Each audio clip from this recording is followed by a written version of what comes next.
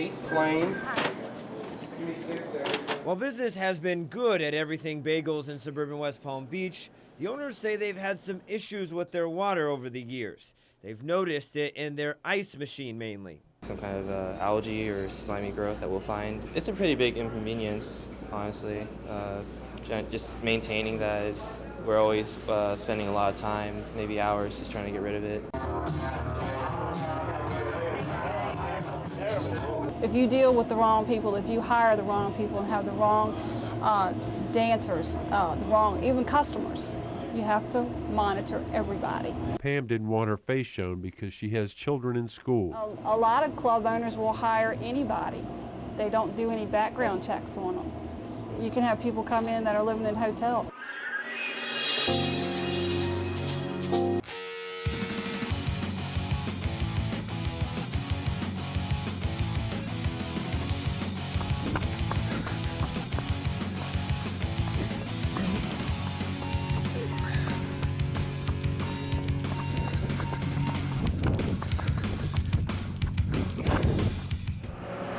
Everybody said, well, now what house did you move into? And we say, the one next to the lady with the flowers. Every time I walk by, I see something I didn't notice before. It's a nice break along the way. It's a good, pleasant smell. I think it's wonderful. It really stands out. The flowers are beautiful, and I'd like to know who it is. The story of Sally's Flowers really begins here in the East End at the old Richmond Juvenile and Domestic Relations Court.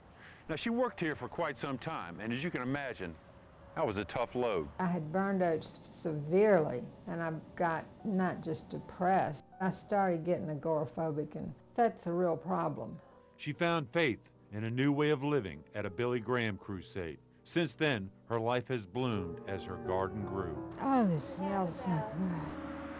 Sally's Flowers are different. Her garden breaks all the rules. I know when I started this up here, and I got all this land, and I went crazy. When I have some ground, I stick it there. And then it turned out, really, that they all held each other up. And I thought that was neat. People would stop, you know, and it gave me a chance to tell them why it means so much to me, to give them a bright spot. They're on their way to the doctor. They're on their way with a child that has MS. They're on their way to a lawyer about a divorce. They're on their way to a job they hate. I understand all that. But this year has been a tough one. It's been altogether very different. She's plagued with disc problems in her back. A second round of back surgery has left her unable to tend to her beloved flowers. I believe that it was divine intervention that Claire came along. This is the second bloom, and it came back. Claire Terry is a gardener at Lewis Skinner Botanical Gardens. It's a match made in flower heaven. This is one of the best gardens I've seen.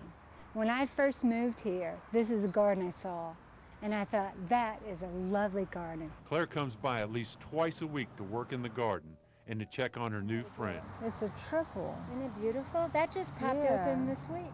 She has been absolutely wonderful. She works hard, she works fast, she knows what she's doing. I love wild gardens.